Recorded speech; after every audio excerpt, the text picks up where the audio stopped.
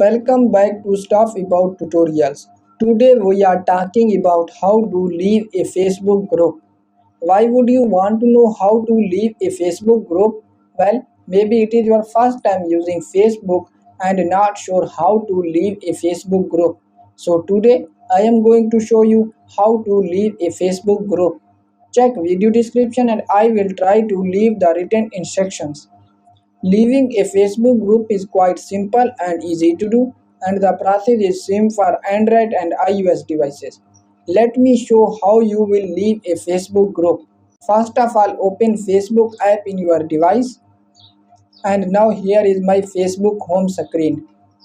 Now first click on three lines in the right top corner and then click on groups.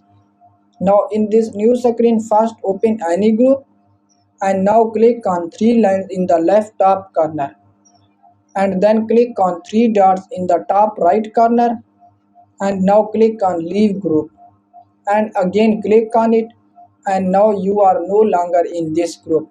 So there you go. If you were wondering how to leave a Facebook group, that is the easiest way I know. If you know another way, please leave a comment below. Be sure to subscribe for more videos.